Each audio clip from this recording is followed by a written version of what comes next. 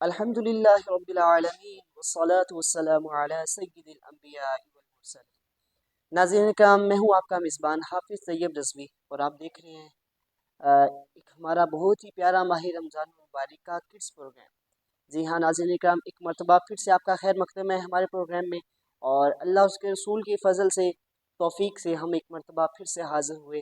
جس طرح ہمارا جو ہے ہر روز کا معمول ہے، اور اسی طرح ہم آج بھی اپنے پروگرام کا آغاز ایک کہانی سے کریں گے۔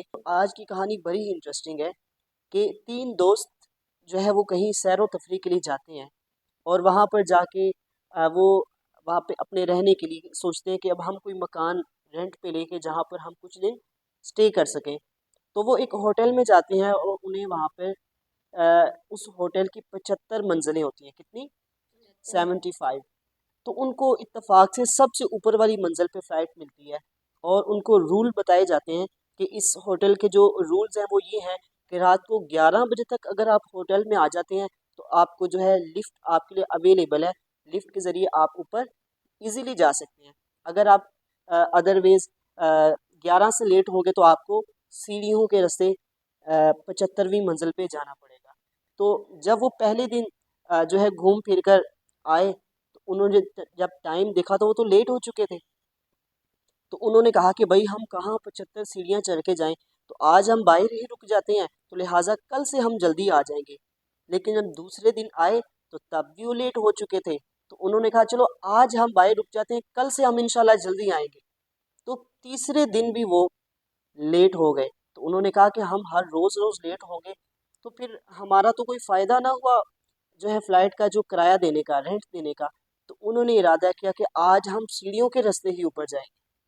تو سوچا، اب سوچ میں پڑ گئے کہ اتنی اونچی، اتنی جو ہے 75ویں منزل پہ ہم کیسے چل کے جائیں۔ تو انہوں نے فیصلہ یہ طے پایا کہ پہلی جو 25 منزلیں ہوگی وہ چڑھنے کا ایک دوست ان کو باتیں سنائے گا، تاکہ باتوں میں مشغول پتہ نہ چلے کہ کس طرح سے ہم اوپر چلے گئے۔ اور دوسری جو 25 منزلیں ہوگی اس میں دوسرا دوست باتیں سنائے گا، اور تیسری جو منزلیں ہوگی 25 اس میں تیسرا دوست۔ تو جب انہوں نے سٹارٹ کیا تو پہلے دوست نے کہا کہ میں آپ کو جو ہے مزاحیہ یعنی کہ فنی باتیں بتاؤں گا۔ تو وہ ہنستے کودتے کھیلتے کھیلتے 25 منزلیں طے کر گئے، ان کو پتہ بھی نہ چلا۔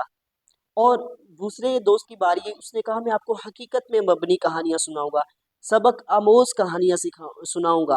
اور یوں اس طرح پھر پتہ نہ چلا کہ 50 منزلیں طے ہو گئی، اب آخری 25 رہ گئی۔ تو تیسرے دوست نے کہا کہ میں آپ کو سیڈ سٹوری سناؤں گا، دکھی کہانیاں سناؤں گا۔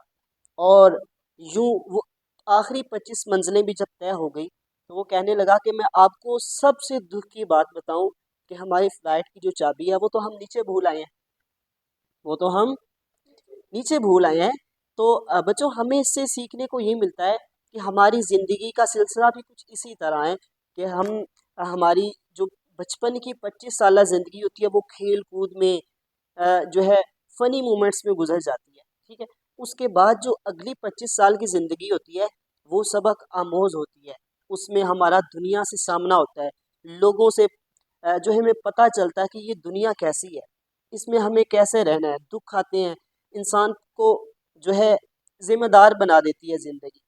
آخری جو 25 سال ہوتے ہیں بڑھاپے کے، پھر انسان پہ دکھ آتے ہیں، وہ در در کی ٹھوکریں کھاتا ہے، کبھی کسی بیٹے کے در پہ، کبھی کسی بیٹے کے در پہ۔ لیکن جب قبر میں جاتا ہے انسان تو پھر یاد آتا ہے کہ ہاں یار، جنت کی جو کنجی تھی نماز، وہ تو میں دنیا میں بھول آیا۔ تو لہٰذا اس کہانی سے ہمیں یہ سمجھ لینا چاہیے کہ ہمیں وہ کنجی جو جنت کی کنجی نماز ہے، جس کا ہمیں خیال آخر پہ آئے گا، وہ آج سے ہم سنبھال کے رکھیں۔ تو نیت کرتے ہیں کہ آج سے انشاءاللہ ہم کوئی نماز نہیں چھوڑیں گے، انشاءاللہ ہر نماز پڑھیں گے۔ نیت کرتے ہیں سب؟ انشاءاللہ جو ہے ہمارے بچوں نے نیت کر لیا ہے، انشاءاللہ آج سے ہم نماز پڑھیں گے۔ تو آئیے جو ہے سوال و جواب کا سلسلہ شروع کرتے ہیں۔ تو بچوں، آپ سب کی تیاری کیسی ہے؟ اچھا، چلے بچوں، پہلا سوال میں آپ سے یہ کر رہا ہوں کہ جو شخص دن میں 100 مرتبہ سبحان اللہ و بحمدہ پڑھے گا، اسے کیا فضیلت حاصل ہوگی؟ نشا جی، آتا ہے آپ کو؟ آپ کو آتا ہے؟ آپ بتائیں۔ لو، حسن آپ بتاؤ۔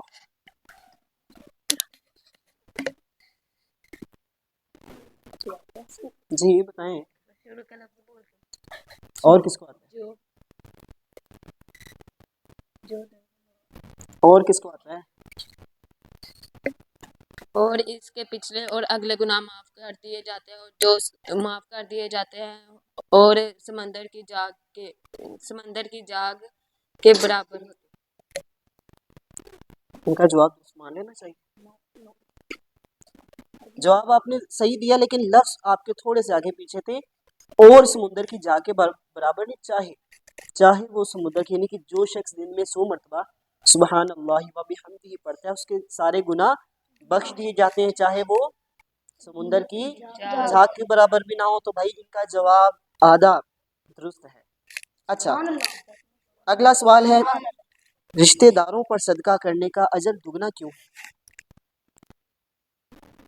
جی آپ بتائیں. شان کو مائک دو. ایک تو صدقہ کرنے کا ثواب اور دوسرا صلہ رحمی. ایک صدقہ کرنے کا ثواب، دوسرا صلہ رحمی کا. بھائی آپ کا جواب درست ہے، سبحان اللہ.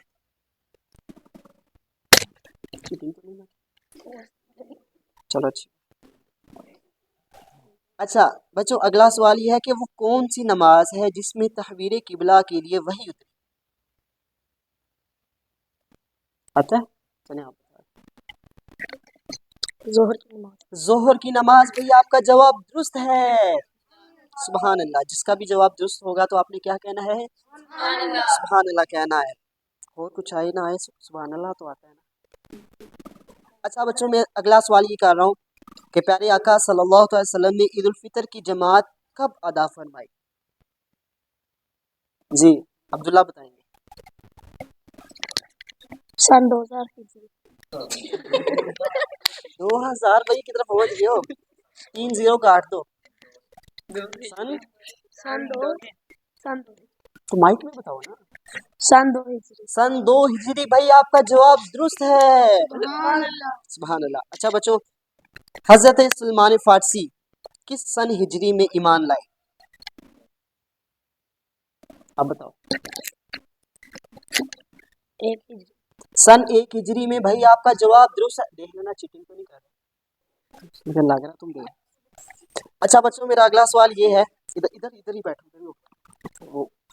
اچھا بچوں، میرا اگلا سوال یہ ہے کہ امامے کے ساتھ 2 رکعتیں بغیر امامے کی رکعتوں سے کتنی افضل ہے، کتنے گنا افضل ہے؟ جی شاہ جی بتائیں.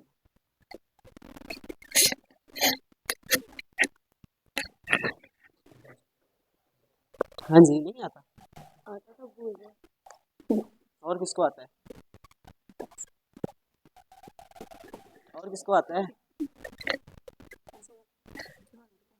امامے کے ساتھ 2 رکعتیں بغیر امامے کی 2 رکعتوں سے کتنی افضل ہے، کتنے گنا افضل ہے؟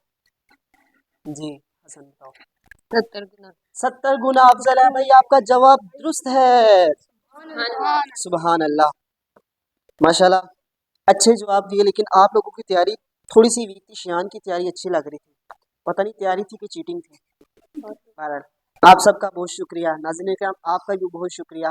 اور یہاں ہمارے پروگرام کا ٹائم کمپلیٹ ہوا اور ہمیں دیجیے اجازت. تو انشاءاللہ بہت جلد ملیں گے ایک نئے پروگرام کے ساتھ. اپنا بہت سا خیال رکھیے گا. السلام علیکم ورحمۃ اللہ وبرکاتہ.